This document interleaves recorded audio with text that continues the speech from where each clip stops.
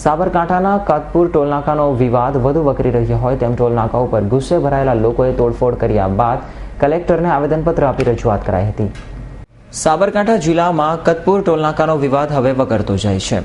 ટોલનાકા ઉપર ગુસ્સે ભરાયેલા લોકોએ તોડફોડ કર્યા બાદ ધારાસભ્ય સામે ફરિયાદ નોંધાતા હવે પ્રાંતિજ તાલુકાની જનતા આ મુદ્દે લડાયક મોડમાં આવી ગઈ છે અને આજે પ્રાંતિજ ધારાસભ્યની આગેવાનીમાં પ્રાંતિજની જનતા મોટી સંખ્યામાં કલેક્ટર કચેરીએ ખાતે આવીને જિલ્લા કલેક્ટરને આવેદનપત્ર પાઠવ્યું હતું અને 5 દિવસમાં આનો ઉકેલ ન આવે તો ચક્કાજામ કરવાની પણ ચીમકી આપી હતી।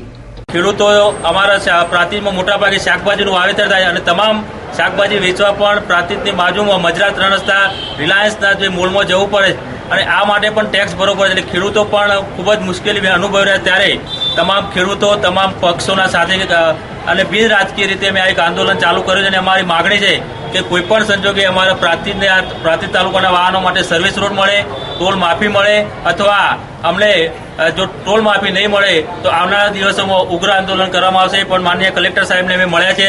5 દિવસનું અલ્ટિમેટમ આપ્યું છે।